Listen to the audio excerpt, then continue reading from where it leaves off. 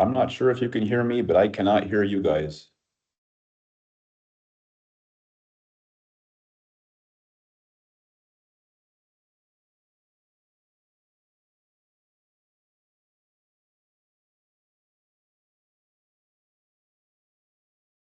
I think it's okay. I think we were muted. Let's wait till he gets hooked up. Can you hear us now? Joel, can you hear us? Very good. Continue, please. Just continue where we were. Please. Okay. Again, this is simply an opportunity for this board to formally affirm that you stand up for local control and constitutional integrity. By adopting this resolution, you are telling the residents of Houghton County that their tax dollars, their privacy, and their children's safety are your top priorities. Therefore, we formally ask that you move this to the March 10th agenda for a full vote. Thank you. Other public comments?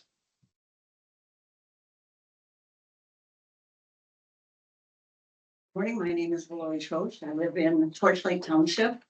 I'm here in support of putting this item on the resolution that Katie just spoke to on the agenda for the March 10th meeting.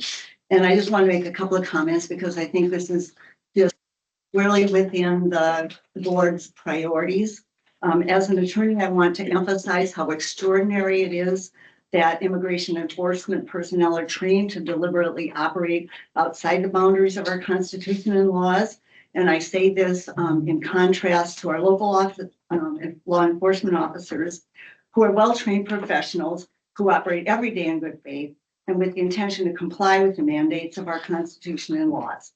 The Board of Commissioners should consider this resolution because it would affirm the legal rights for county residents, and at the same time, it would ensure that our local law enforcement is not compelled to lower their standards in furtherance of unconstitutional aims. Excuse me.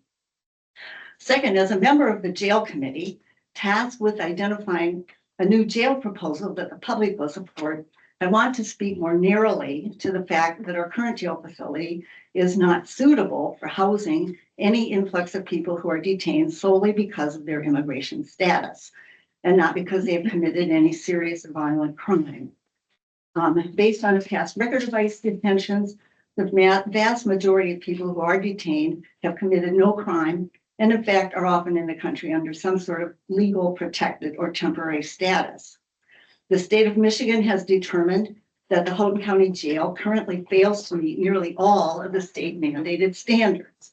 To hold immigrants who have committed no crime in our local jail, to overload a system that is already at the point of breaking, and to devote county resources to such an endeavor makes no sense whatsoever. So I encourage you to adopt or to put this resolution on the agenda so it can be considered by the public. Thanks. Other public comments? Good morning.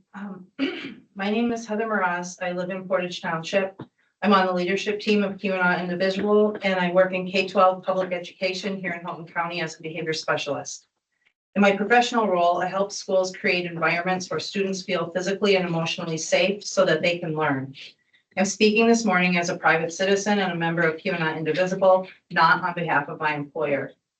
I'm here in support of Keweenaw Indivisible's proposed resolution titled "A Resolution Protecting Equal Access to Public Services, Ensuring the Security of K-12 and Michigan Technological University Students, and Governing the Use of County Property for Civil Immigration Enforcement." In my work, I analyze how environmental conditions influence behavior. When students feel safe and secure, attendance stabilizes, engagement increases, and behavior is more regulated. When students feel unsafe or uncertain about the stability of their environment, we see increases in anxiety, difficulty concentrating, irritability, withdrawal, and avoidance of school. Families are watching national reporting of immigration enforcement actions. They see individuals detained, they see families separated, they see people taken into custody from communities across the country. When there is no clear local policy describing how county property and personnel will respond, some families will limit their interaction with public systems. That can include reduced school attendance, reluctance to participate in extracurricular activities, and avoidance of county services such as public health and human services, law enforcement, and other community supports. Even in a rural county with a smaller immigrant population, those effects impact real students and families. This resolution puts existing legal standards into clear county practice for county property and county staff. It makes clear that access to non-public areas requires a judicial warrant and that county resources are not used for civil immigration enforcement unless required by law. Clarity at the county level projects safety. When families know how a system will respond, engagement is more likely to continue. When there is no clear policy, families will make their own risk calculations and some will choose to stay away. Creating safe learning environments is central to my professional role. Advancing this resolution supports that goal.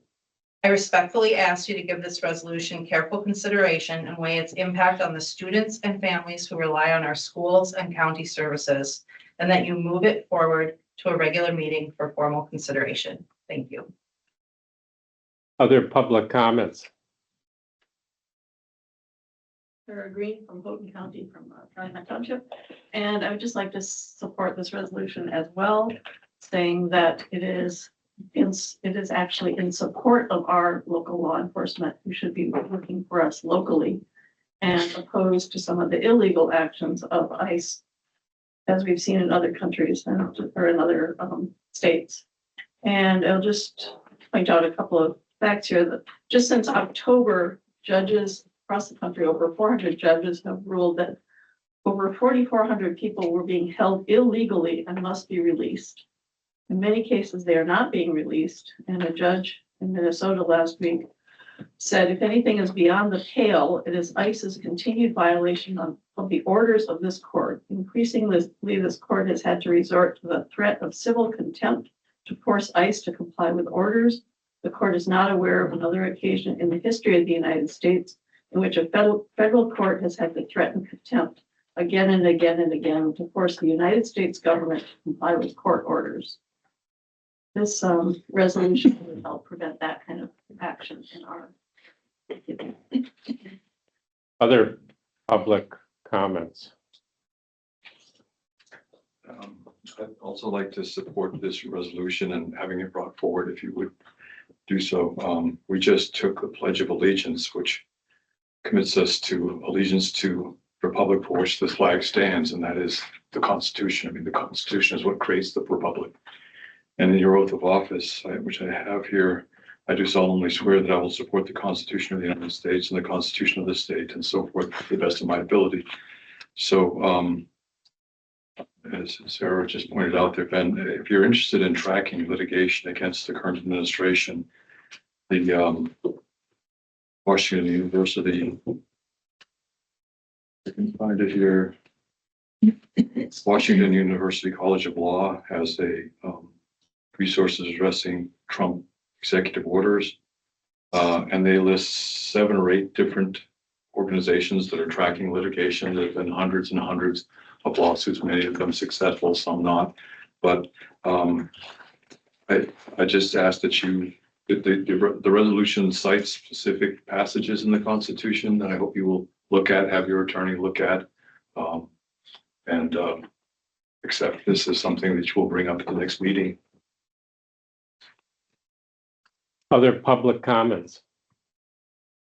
I just want to speak. My name is Evie Johnson and I live in Houghton, and just here because I'm concerned about this resolution and fully support it.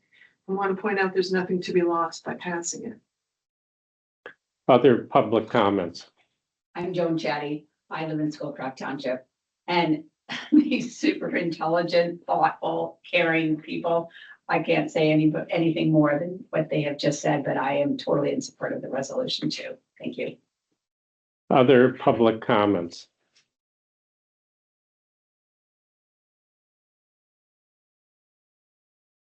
Agenda item F5. My name is Sarah. I used to be the accounting assistant here until September 30th.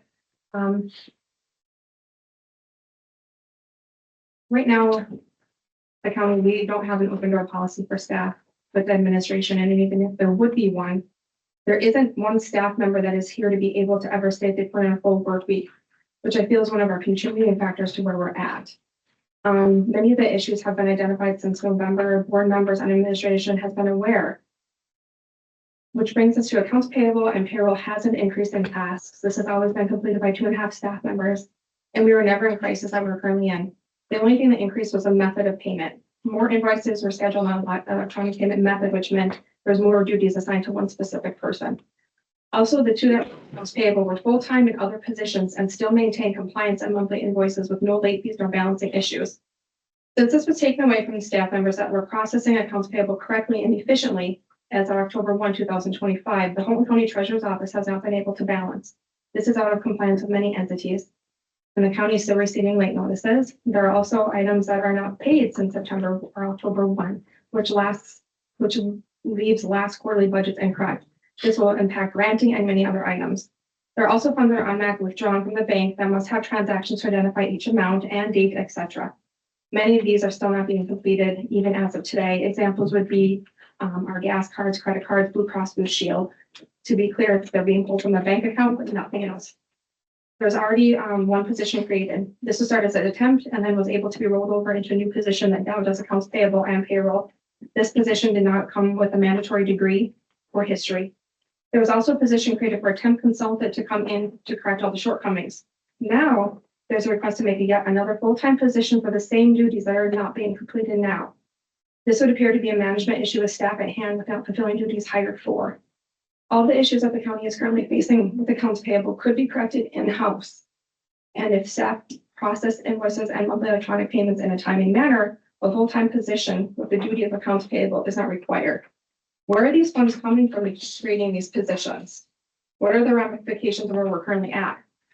Also, is the job description, is it allocated for Holton County? Number 12, on the job description, coordinate with human resources.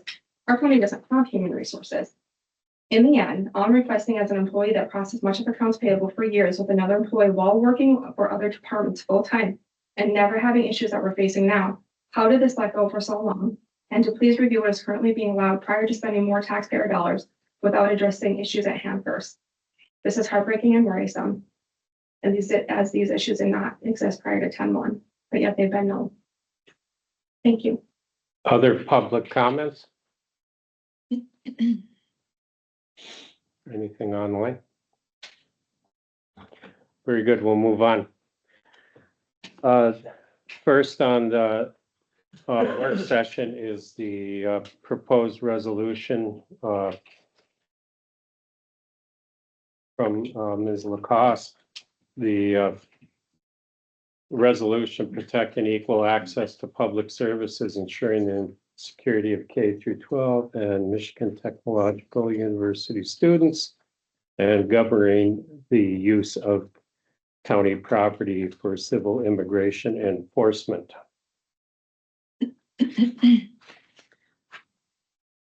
I would like that to be included in our March 10th meeting. Do I need to submit an agenda request or? Well, the only thing is March 10th, I'm gonna be gone and it sounds like Tom's gonna be gone, so. Okay. Not that that can't be done, there'll still be 3 here, but it might make more prudence to wait till the April meeting, Okay, which I assume Tom and I will be here. I think so. So agreed. that's the only thing on that. Okay, That might make more sense to, in a few of these resolutions, to put on the April agenda. okay. I just. With that in mind, would like this on our, Up to this morning, I was the only one that's gonna be gone, but now Tom's gonna be gone Mhm. as well, so then that's 2 out of 5, but. aside from this, then, are there any other pressing items that we would be addressing next week, which would maybe it would be a good idea for us to reschedule that? Well, why don't you keep that thought? Right now, we're talking, Sure. I'd like to, if you're willing, Yes. on this proposed resolution, I guess of some concern, or at least a question that I have is it also calls for Fulton County to prohibit the use of county-owned, leased, or managed property, including airports, administrative buildings, parking lots, and parks, for the purposes of staging or conducting civil immigration enforcement operations without a valid judicial warrant signed by a state or federal judge. And also states that federal immigration agents shall not be permitted to enter non-public areas of county facilities for the purpose of civil immigration enforcement unless required by law or authorized by a valid judicial warrant or court order. And also that Houghton County employees, contractors, and agents are prohibited from voluntarily assisting in civil immigration enforcement actions occurring on county property, including the sharing of non-public information unless specifically required by state or federal law. That covers a pretty broad area. And I guess following up, I have two questions. I'm curious who Kevina Indivisible is. And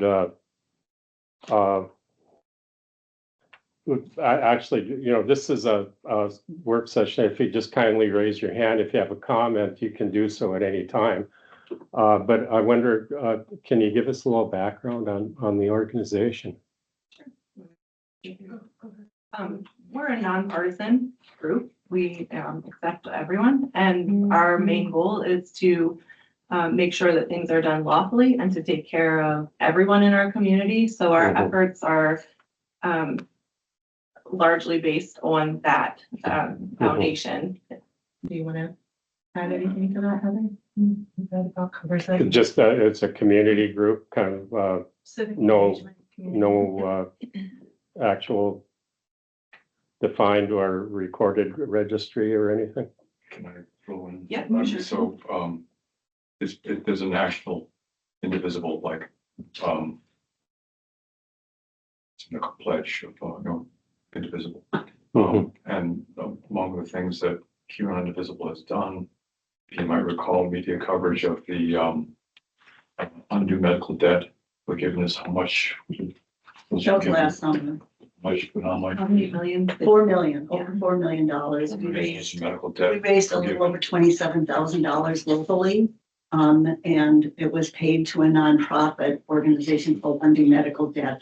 And that organization in turn, it's a national nonprofit, and it acquires medical debt that's in collections and then pays it off. And it paid off more than $4 million worth of medical debt in Congressional District 1. We have a geographic area. But as far as the organization locally, Kevina Human Indivisible is not incorporated. It's not, it has no legal status. It's simply an organization composed of a bunch of individuals who function for the purpose. Do you have elected leaders, or you do, or you don't? No, they're not elected. We've been around for about a year, and the leadership team that's in place now is the people who formed the organization. And as Craig said, we are part of National Indivisible. So is it fair to say your organization, how many people are in the organization locally? Several hundred, Several hundred right?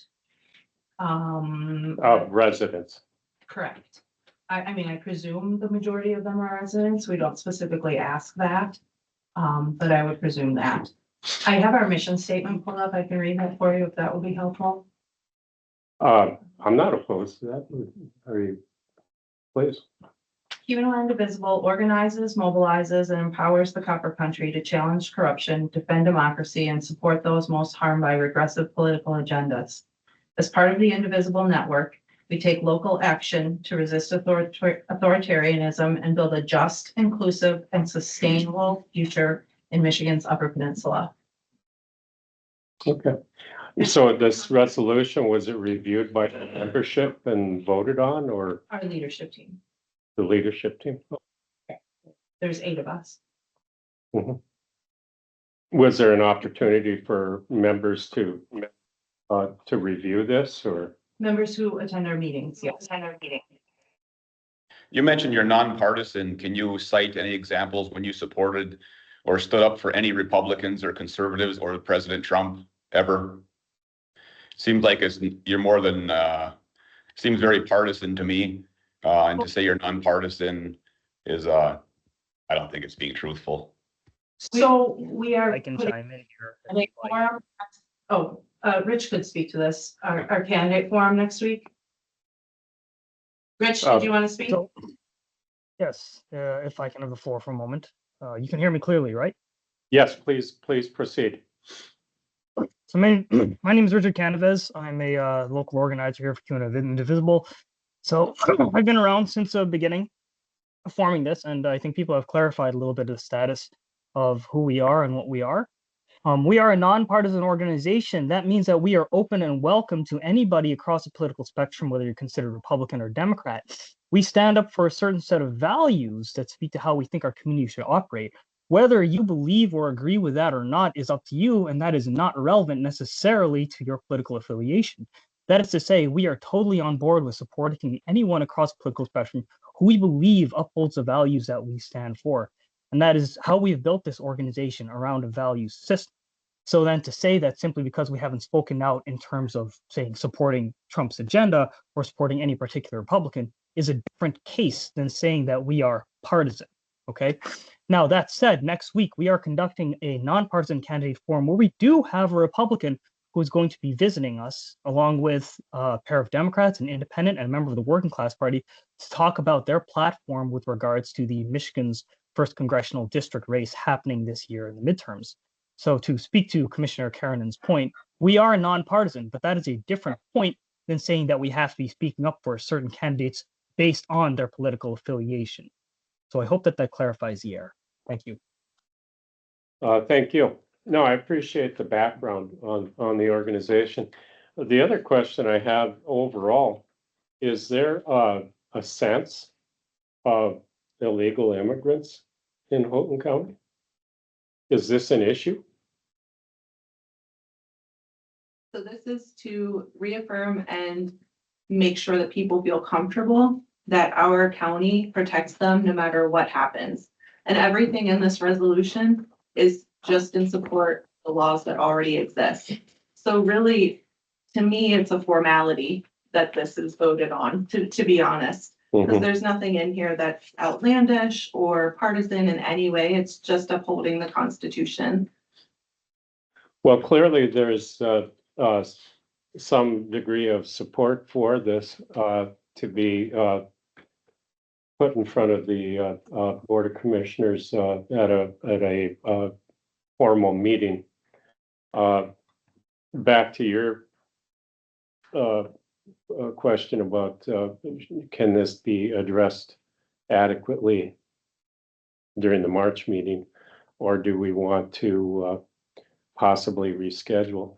I guess the bottom line in the effort to move along, because we have other things to address here, I would suggest that I would support having it on the agenda. It's just a question of working out the timeline. Yeah. You know, whether or not we reschedule the March meeting or in fact move this to the April regular meeting. Okay, Is that that's absolutely reasonable? what I'm I don't thinking. know how you guys, Joel, how do you feel, or Commissioner Karen, and how do you feel about it?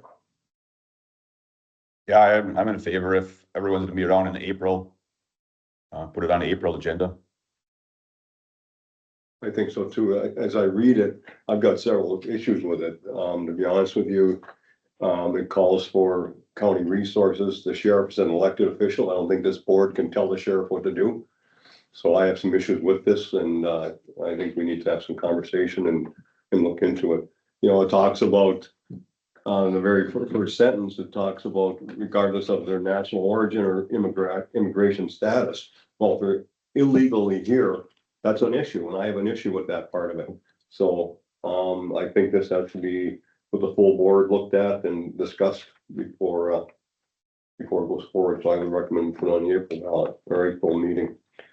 I'm just curious, are you aware of any other similar resolutions being adopted by other municipalities in the state of Michigan?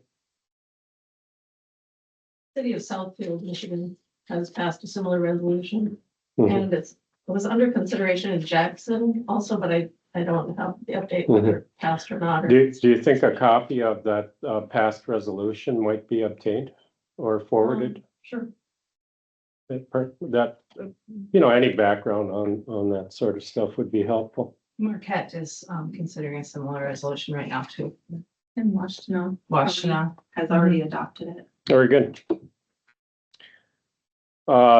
Anything further on that? Do you have anything further on?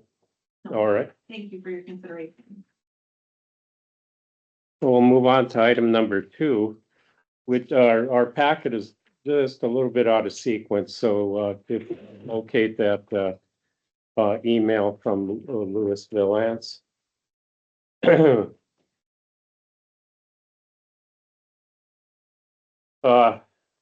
As far as Halton County is concerned, it is a paid member with the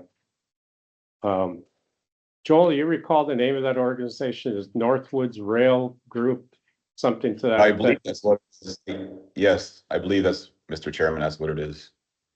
And this is not, and that's all under the broad banner of rail service, but that organization has been working for many years.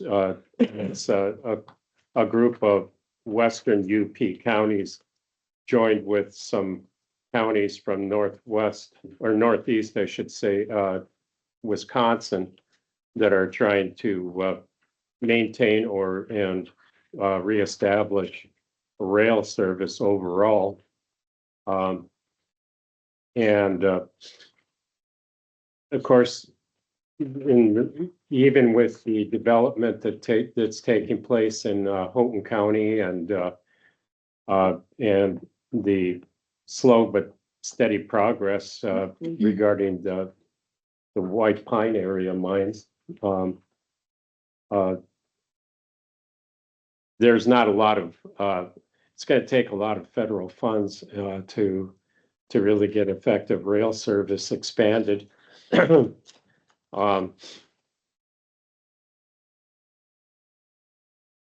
Is Louis online this morning? No. Okay. There's not a resolution actually No. for it, just the letter of Amtrak support. Mhm. Okay, gotcha. Yeah, and it simply states the Upper Peninsula is not connected to a national transportation network and lacks equal access to the national transportation network, which damages Houghton County economic development and access to tourist dollars. Also access to quality healthcare services and educational opportunities, plus employment opportunities. In essence, I guess he's looking for a letter of support. Yeah, the only thing I've heard, I think the city of Marquette did adopt a letter of support recently. And apparently somehow in Milwaukee, there was Amtrak or some supporters of Amtrak had put out a questionnaire whether service to northern Wisconsin and the UP, would be favorable. On the other hand, the odds of getting Amtrak to come to the UP is probably as low as getting a second bridge, but I have no problem asking for it or supporting it and anything that potentially could do it. And I guess you never know, it could still be out there someday. Mm-hmm. And this letter of support would go to. Doesn't say, doesn't it? No, it doesn't. Well, I guess what we can do is possibly direct the administrator to follow up and get pertinent details. Do you want to move this on to the next agenda, meeting agenda? Yeah, I might as well. I'm curious as to what's the most But we- northern track that even exists in maybe Covington? Well- Or Lance. There are lines that are used occasionally that far. And the CN line that runs across the southern part of the UP is relatively active. In fact, they've had a couple of crossing accidents just this past winter. down by Escanaba and a little bit further east. Pips, No, I'd say, Pips. No, get we, down. we should go back. Good boy, Pips. Somebody needs to mute their mic. Christine, So at any rate, I guess we'll direct the administrator to follow up on that and gain more information. Can I say something? Is that allowed? Please, yeah, that's a work session. Okay, so I'd like to forward this information, but there's an organization downstate called Groundwork, and they're working on rail service downstate. And I just happen to have a map, which I know you can't see from there, but it's showing how they want, working on rail transportation that would go from Detroit to Ann Arbor and then north to Traverse City and then up to Petoskey. I mean, I think it's almost to the bridge. So just that maybe it's a model of whatever, what they're doing. They just did a survey. They had 21,000 respondents. So they have been working on this for quite some time. So even our hope of having Amtrak service is not going to be next year. But at any rate, it just might be good to stay in touch with what's. Well, no, I liked your suggestion, but I think there's kind of like a similar organization, you know, with the Northwoods group. It'd be good to get their feedback on this. I can't imagine they'd be opposed to it, but Yeah, that you ain't- could even actually just contact them and see if they're familiar with mhm. what's going on with Wisconsin and the Upper Peninsula. But yeah, I just wanted to bring it to your attention that there's an effort downstate. Thanks, Joan. All right, well, then we'll move on to item number 3, which is review of resolution supporting House Bills 5152 and 5153. This is from Kalkaska County. I was hoping the treasurer would be in attendance simply for her opinion on this. As a active member of our land bank committee, Glenn, do you have any thoughts on this? No, I mean, I guess it sounds good. I mean, anything that potentially would eliminate fraud on the mortgage foreclosure proceedings. Yeah. Makes sense. And I don't recall anyone saying this has happened in Houghton County yet, to my knowledge, on this particular predatory thing. But on the other hand, you know, there's certainly efforts, you know, to retain the excess proceeds, which people have to file by. So then I would guess this is kind of taking advantage of those people. If it's a bill that would stop that, I think would make sense to put it on the agenda. It does sound that way. I think, I wonder also, maybe a efficient follow-up on this would be to have our administrator follow up with the Michigan Association of Counties and specifically ask them their opinion on these House bills 5152 and 5153. Just so we notice there is a typo on our Houghton County resolution for that. It says 5152 and 5152. So Oh, yeah. we do move forward and that we make sure that gets corrected. Yeah. Yeah, that would have to be updated. And can we also make sure the treasurer receives a copy of that proposed resolution?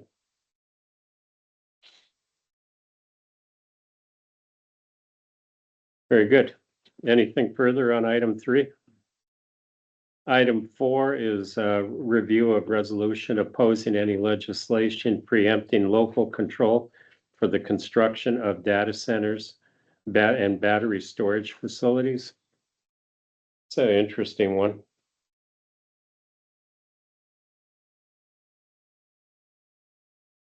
Yeah, I'd like to see that on a future agenda. Mhm. This is originated apparently down in St. Joseph County. This has been brought up at a couple of local municipal or at least in one municipality in District 1 here in Houghton County. And there is concerns about this simply because the large amount of electricity included required and also water. From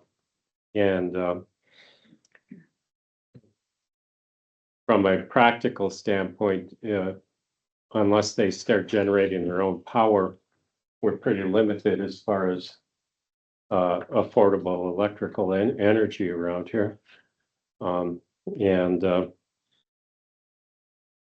But this extends beyond the borders of Michigan. There, Wisconsin's pretty fired up about it, and about data centers being created without much involvement from local or municipal governance.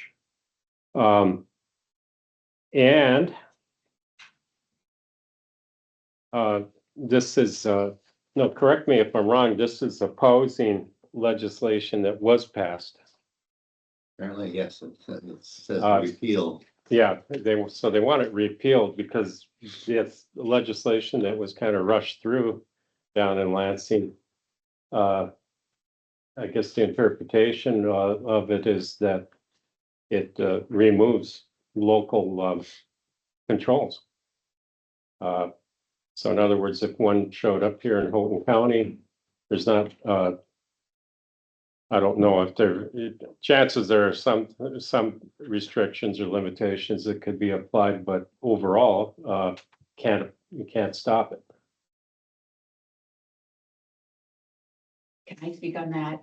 Sorry. Wait, no, this is a Okay. work session. Go Yeah, for I it. think it's a big concern, and it's not that we want to be anti, but you want to be in control. So you want them to contact you, and you have to approve what the siting and all the conditions, right? They provide their own power and water and that sort of thing. You may be familiar with, there's one in the Eastern Upper Peninsula that just showed up across from Lake Superior Montessori School. I've actually been to that school, done programs there. It just showed up across the road. They had no idea that this was coming in, and it makes a lot of noise. And this is an environmental education school, so they spend a lot of time outside. Well, now they can't because it's just so distracting. And they couldn't even find information out about who was constructing it.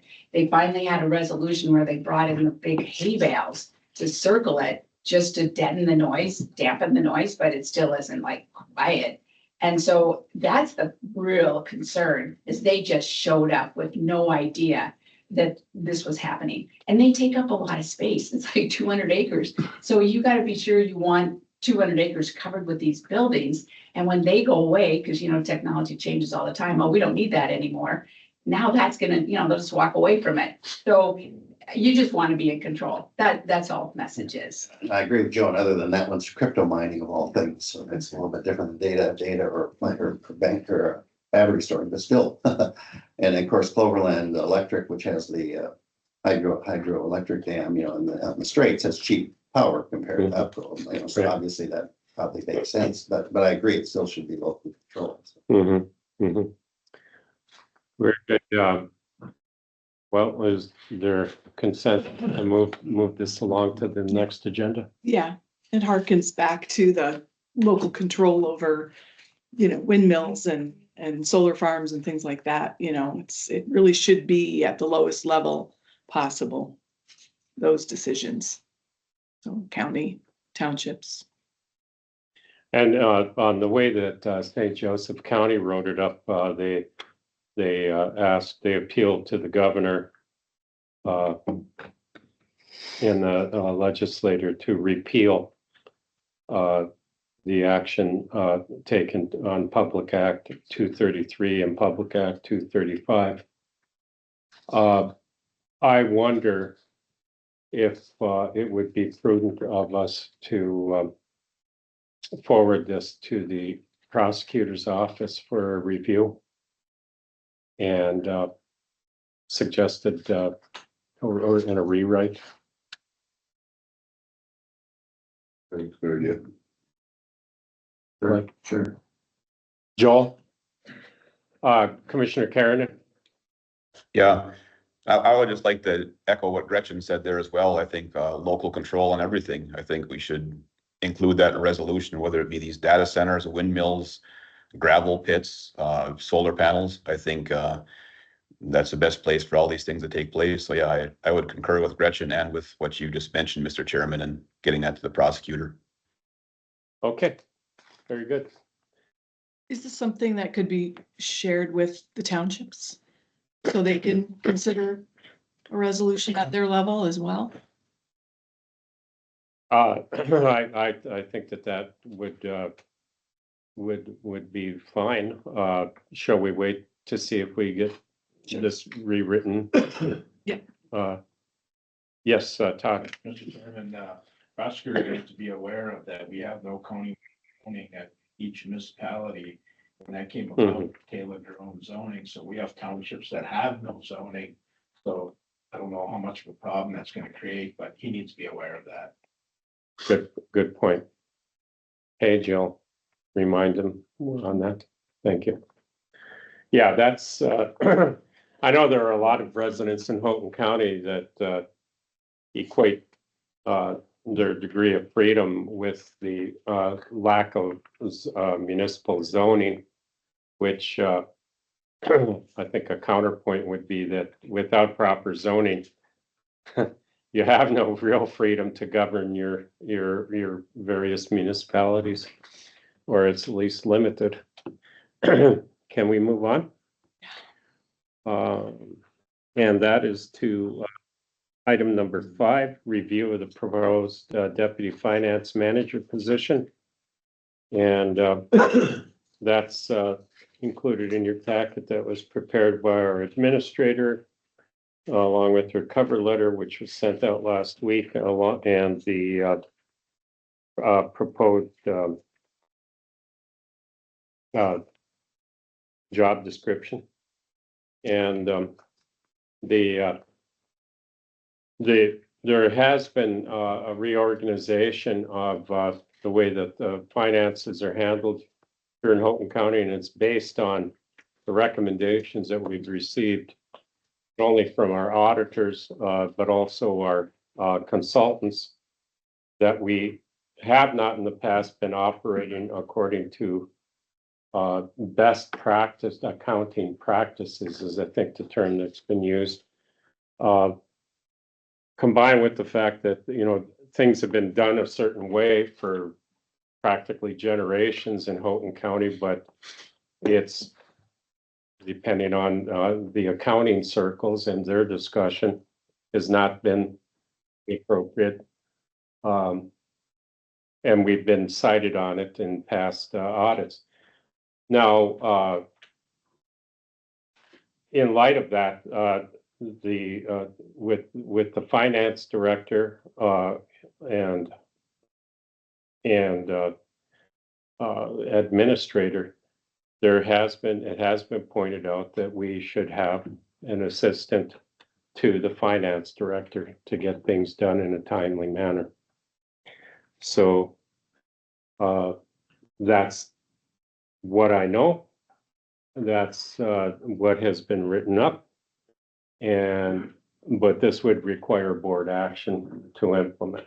So Well, I think it's a no-brainer. I mean, you look at the Tri-County Public Defender, when we actually peel back the onion, we haven't done that accounting properly since inception, 2018.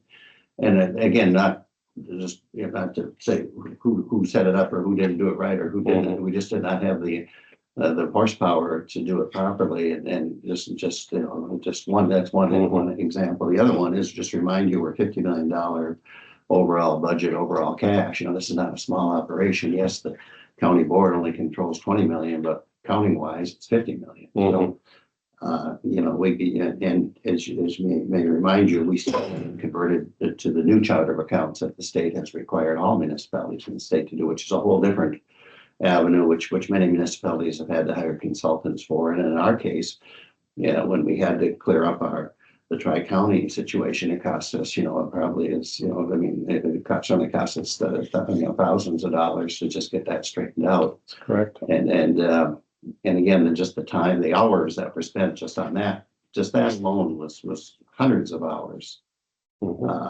And that just shows, I mean, obviously, we just don't have the horsepower necessary to go ahead and again, with all the requirements going forward. As we talked about, just that substance abuse grant, which is very complicated over the next 5 years. And I think even to get that started, how many hours did Gail and Chelsea put together just to start the grant back up again, just as one example. So I mean, let's see what the market is and see what kind of candidates we get, I guess, and then make a determination at that point. But I certainly think we owe it to the taxpayers to move ahead on that. Well, the description has been provided, the background and the rationale has been provided. Shall we move that on to the next agenda? Just Yes. We'll move on then to item number 6, final jail committee reports. And If I may, commissioners, I'm sorry to interrupt. Our individual Lewis here for the train routing popped in. I think he had a confusion of our meeting time. Is this a good time to interject, or should we wait until the end of this agenda? Thank you. We're going to continue with our discussions here. We'll move back, and I appreciate Lewis showing up, but we're in the midst of something right now, so we will circle back and get to the this pertains to the Amtrak service. Okay, so we're moving on to final jail committee reports, which will be expected in April. Our jail construction committee will be meeting today at 4 p.m. in the same room. You make that one? Zoom. Oh, Zoom. Yeah, they're good. And I think efforts are underway to have a final report ready for the Board of Commissioners for their April meeting, making the recommendations. Any comments from your property reuse committee? Well, we just, this past Monday, I believe it was, Todd and Tom and myself I met with one of the engineering firms locally. They met with the other two and did a walkthrough of Sharon Avenue to see what proposals they can bring to the board to move forward on the structural side of it and the use side of it. So I'm looking forward to that and seeing what they bring to the table here for us. But I think I'm really gonna have anything from the I've got one back, one engineering firm sent the letter back already, emailed, so I'm waiting for the other two. Two of the three firms we had were OHM, UPEA, and Travers Engineering. Those are the three engineering to look at the overall structural stuff there. All right. UP and Travers, and they think they could have something for March. All three of them said they would have. I know OHM because Yeah. they was Yeah, at all that three one. of them said they'll have a letter. And as far as the County Assets Committee, Commissioner Karen and I hope to have an update later today regarding the appraisal that has been contracted with for the Houghton County Medical Care Facility. And beyond that, did you have any comments? No, that's just the last thing that I would need, Mr. Chairman. Okay. Very good. Well, I think that's, we don't need to get too far into the weeds on that conversation on as far as final jail committee reports. If as far as the for obtaining a quote for liability increase, would that require an agenda item? Well, I don't know, just I'll make it, I mentioned that to Ben, when he first took over, and we have a 5 million limit on liability. And he never did follow through with getting a quote, which again, he probably, got busy or whatever. Yes. And, just with the civil rights federal lawsuit that we have now, well, it wouldn't affect that. But then, of course, the jail liability is very high. Yes. And, you know, we're at 5 million, and again, just mentioning, we're 50 million, $20 million general fund. You know, I mean, it seems to me that we should look for a price to go from up to at least 10. Just to protect us and protect the county and maybe even more, but generally increasing the general liability is not real expensive. Because it's usually just the umbrella. But either get a quote or get a quote, or we should direct to get a quote, I guess was my take on that one. And again, it won't have any effect on the two lawsuits that we had, you know, one on the jail and one. I think we would be safe just asking the administrator to follow up on that and see if we can get quotes for the board to consider, because that's not expending any funds. Right. For the board to consider at their next regular board meeting. Yeah, or sometime this year anyway. I mean, it doesn't have to be immediate, but we should not.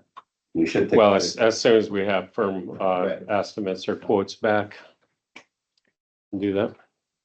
And also a letter of appreciation for to Congressman Bergman for the earmarks.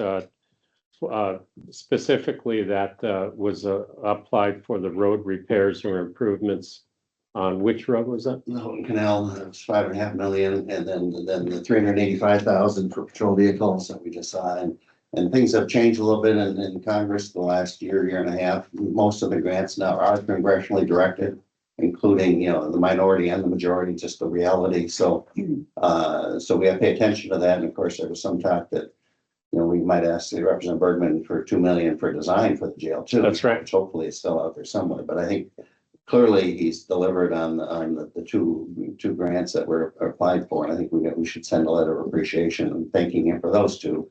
Good. And again, just because it's much more, it's congressionally directed grants now are the thing. They're not done by staff. They're not done by departments anymore. So it's a change of process. And so we should pay attention to that. I think it'd be all right to have the administrator prepare that letter of appreciation for review. Thank you. And adoption by the county board at their next meeting. Yeah. All right. And if we could circle back to Louis, sorry to keep you waiting there, Louis. Very interesting topic. Can you want to expand a bit on it? Okay, can you hear me? Yes, loud and clear. Okay, great. Yeah, again, I'm Louis Balance. I'm from Sheboygan, Michigan. I am spearheading the effort to bring Amtrak service to the northern, lower Michigan, and also the upper peninsula of Michigan, as well as Wisconsin, to Duluth, Minnesota. What it would do for the UP, it would bring the service up from Chicago through Milwaukee, Sheboygan, Manitowoc, and Green Bay into Escanaba. Your line would go up from there to Marquette, Ishpeming, Negaunee, up into Lance and into Houghton. I would like to potentially end it in Calumet like it used to for the Osu line, and then go west out of Escanaba through Iron Mountain, Ironwood, into Wisconsin and into Duluth, Minnesota, and then east out of Escanaba into Sault Ste. Marie and St. Ignace. So currently right now, that bus system we have, that Indian Trails bus system, is not connecting us to the National Transportation Network as it is supposed to. And that's where I came in and I'm like, we need to get the service that is actually going to connect us to the National Transportation Network so we can get same day connections out of Chicago or Detroit or wherever, you know.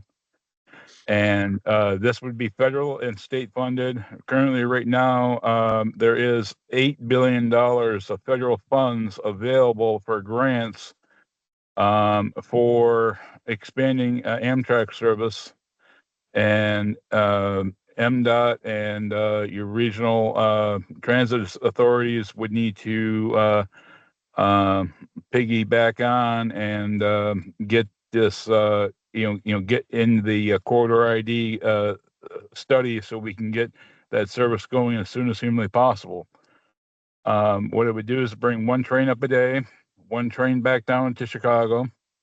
Primarily it'd be an overnight train, so we can get to the, because the timing, we have to be in Chicago before 10 o'clock in the morning for the West Coast connections to the Empire Builder going to Seattle, to the California Zephyr going to Emeryville, California, which is San Francisco, the Southwest Chief and the Texas Eagle going to Los Angeles, Texas Eagle via Dallas and Houston, Dallas and San Antonio. And those are the main ones that we need to get connected to, and we are not being connected to it properly. So I am coming before your county's board right now to get either a letter of support or a formal resolution, one of the two. It is obviously non-binding, so it would be basically just to say Houghton County supports bringing potentially up to 300 passengers into the Keweenaw Peninsula area every day. And that would be a game changer for tourism, for economic development, for access to quality health care, educational opportunities, and employment opportunities as well. So I'm like I said, I'm asking for your letter of support and or a formal resolution on this. Do you have any other questions? Would you or is there a template out there for a resolution of support? Well, I do have resolutions or letter of supports from Chippewa County, from Delta County, from Menominee County, Iron County, Baraga County, and Keweenaw County as well. Oh. And also Marquette County with City of Marquette and the Ishpeming. So yeah, I can email you a template if you want, or if you want, you can draft one up yourselves. That'd be fine. Yeah, if you could forward that any of that information that you mentioned, I'm a little surprised that we haven't had this cross our desks until recently. But I see your email was all the way back in January. So yeah, very good. No, any questions for Lewis? I have three thoughts.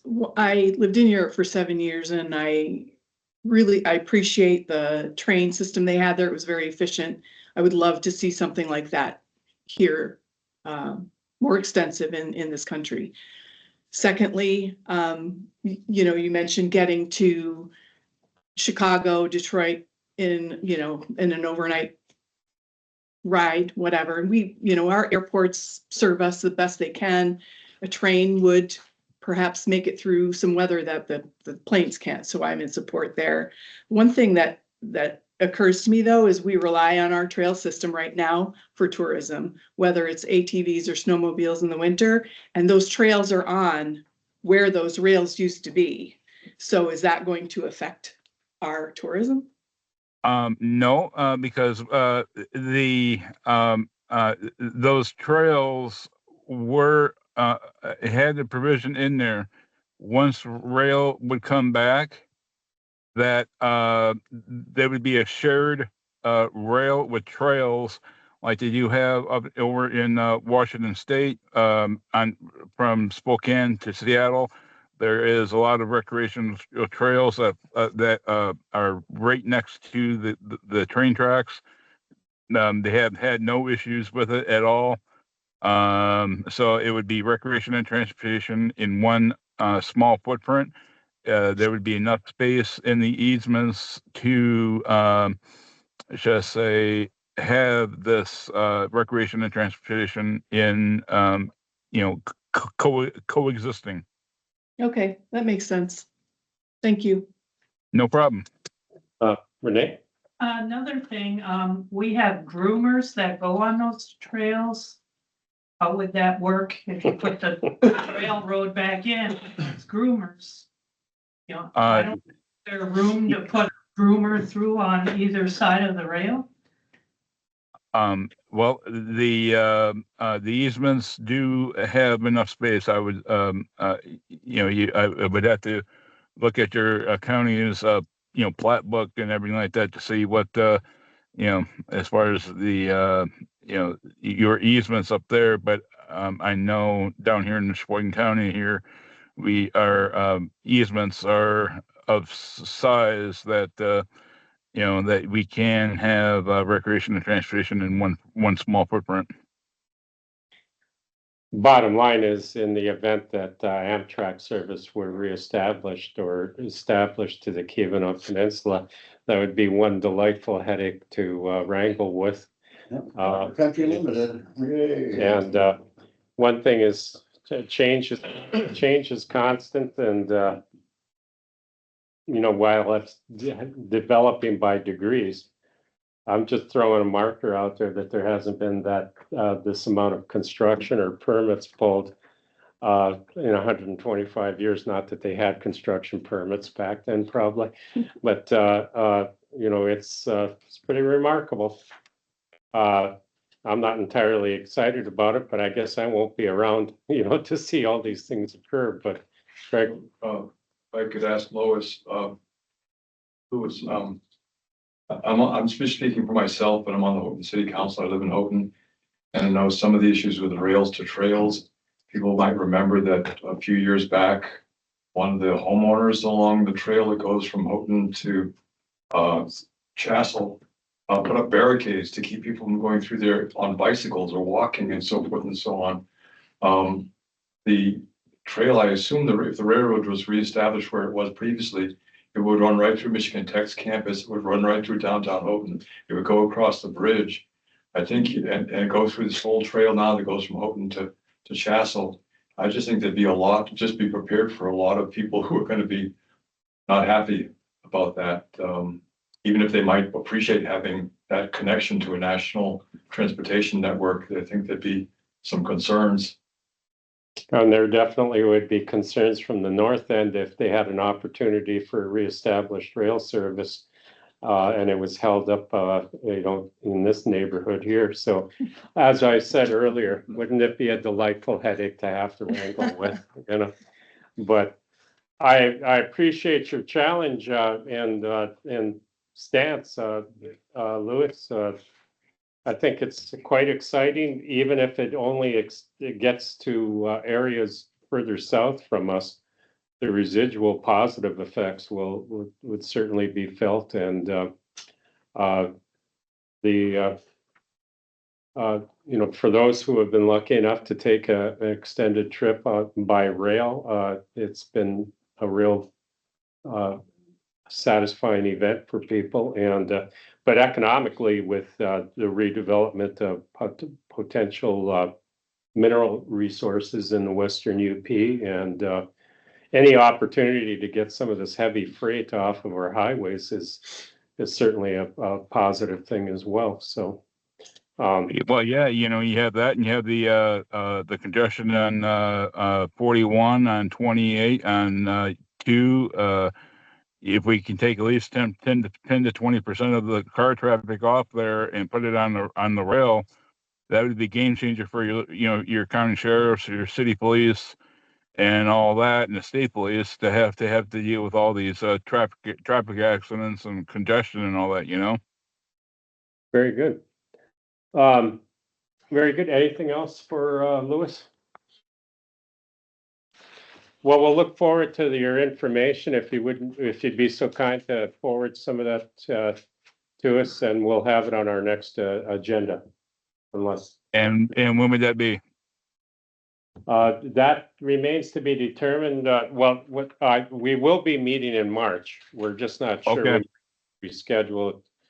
There's 2 of us who have been called out of town for next week. So we will get this on the agenda, on the next March agenda here. Okay, awesome. I'll get that over to you as soon as I can humanly possibly can. Thanks very kindly. No problem. I thank you very much for your allowing me to speak in front of your board there. Have a great day. Thanks. Thank you, you too. Bye-bye. Moving on then to public comments. Public comments.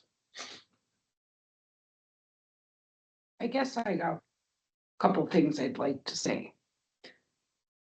Due to lack of response, I'll call it. I guess I, as an employee of Fulton County, a taxpayer of Fulton County, I would like to see this board vote and say what Easton's position is with this county, what he is being paid. I think what Sarah has said today should be an eye opener for our taxpayers and for all of us. I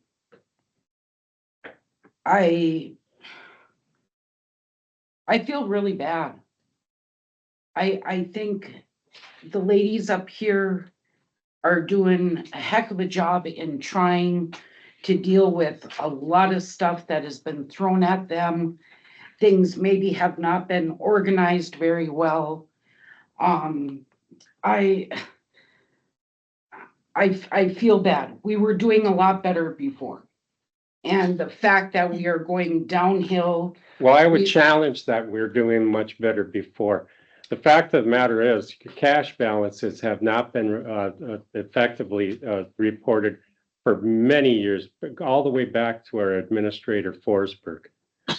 There is so much that was in disarray and is being straightened out. So for you to suggest that we are in disarray, that is a little bit over the top.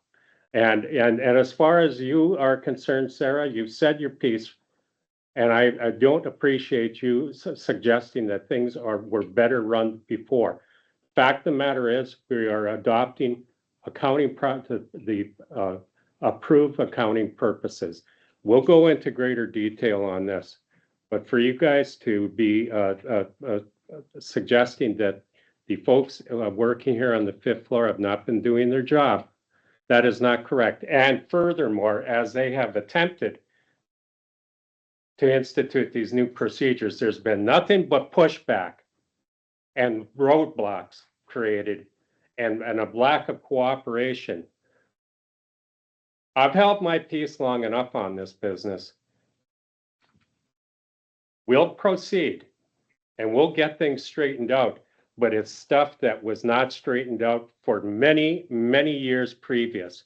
And that's a shame on you for suggesting that this difficulty is a result of these people who are diligently trying to fix things. A good example was brought up by the commissioner earlier about the Tri-County business. This was no problem created by the people currently operating here, but it was not effectively dealt with, not only by Tri-County, but by previous administrators. We did not go out and accuse anyone. No, certainly the Tri-County certainly accused the county. We held our tongue. But we got things straightened out because we saved their biscuits because they were about to get fried by the State Department. So, and all I would add is, of course, some of this started back when you had the lawsuit with your employee against the county, and so that was ordered the removal of the accounts payable from the office. I mean, this goes back, you could say that was that started some of this as well. Now, again, I'm not going into that. It was resolved. It moved ahead. But then we still have to staff accordingly. So, there's plenty of people that are involved in it, that we got to get it behind us and get ahead of us. And I'm not disputing that, Glenn, not at all. And I hope some of my words weren't, maybe I didn't speak correctly. Reading Chelsea's letter and seeing what she's saying and how certain things have gone is a lot of my concern and many people that work here. I guess that's what I'm trying to say. Duly noted. But efforts are afoot to eliminate these difficulties. There is concern not just with this 5th floor, But with the treasurer's operations the list goes on and on. Are funds missing? No. We know we have the funds. It's proper accounting procedures.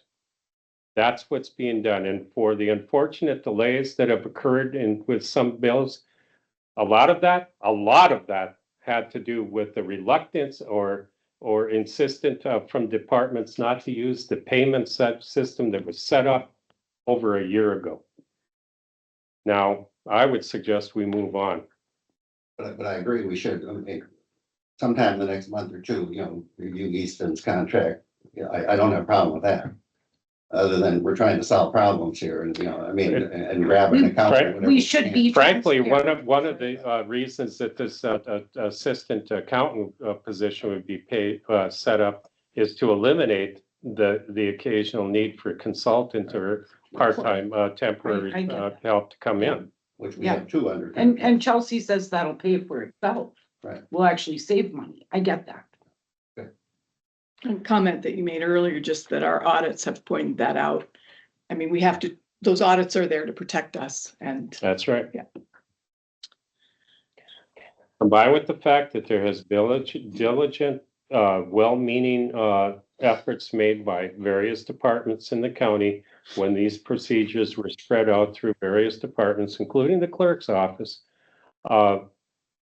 Those methods should not be utilized according to acceptable accounting practices. We've been written up on it, so that's why.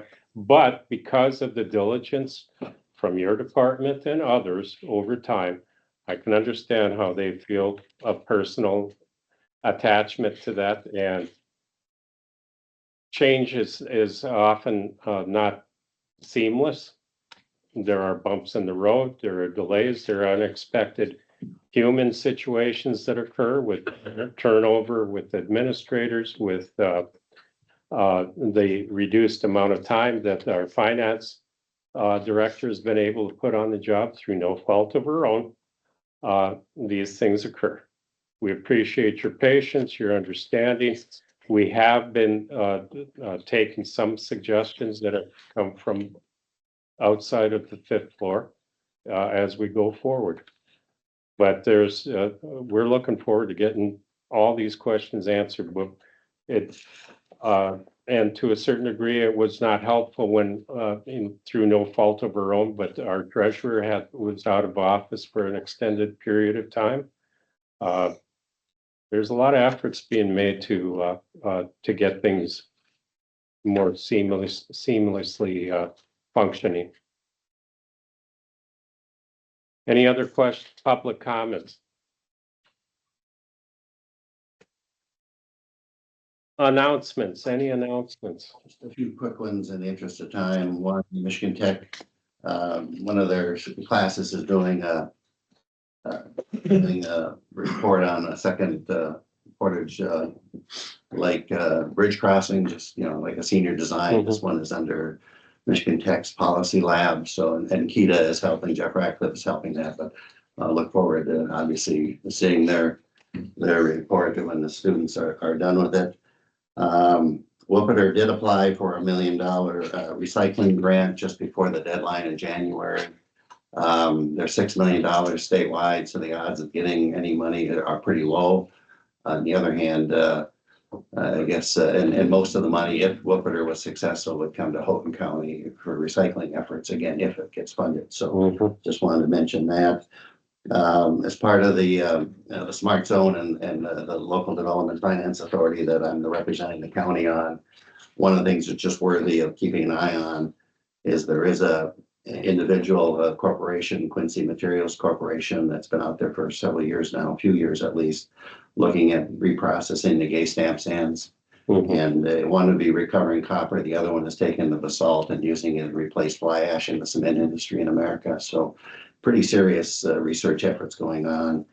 If that was ever funded, it potentially would use up all of the stamp sands within 8 to 10 years. But again, we're talking about volume of getting that material out or by boat or whatever, even if that was ever going to happen. But again, it's worth at least keeping an eye on. And the last thing I had, just to remind you, and I'm not sure there's been much discussion, MDOT is bidding out a very large project this spring. It will replace the decks on the lift bridge, both concrete and possibly steel, so imagine the interesting how that will do. And then I think they're also gonna repaint the bridge for the first time in 20+ years.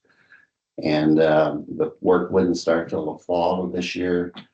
And then they've talked about at least in July and August of the next 2 summers, 27-28, trying to minimize the impact on the traffic. But obviously, if they're replacing the decks on either side, you're gonna be down to 2 lanes for at least during that construction period. So just keep an eye on it. Next couple of years, it could be a little bit, what happens when they when they lower the lanes to 2 lanes versus 4 lanes in the summer, especially, or on Friday afternoon, or when the bridge is up, and the bridge would still have to maintain opening. So, and anyway, just keep an eye on that as the year goes on, and we'll try to keep up to date on what's going on too. So.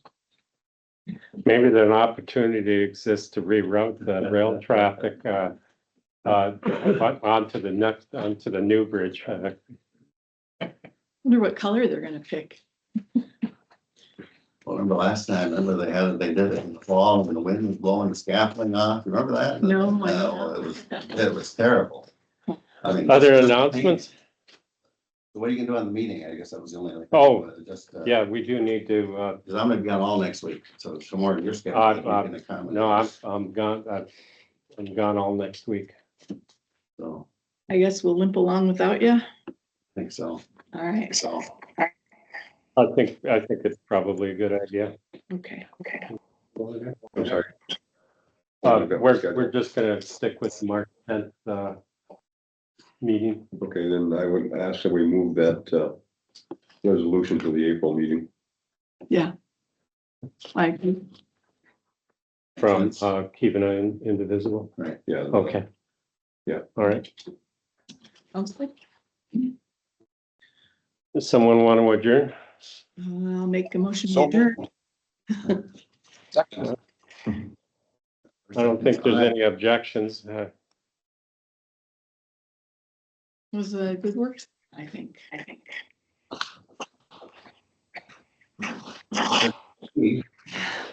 Open frank discussion.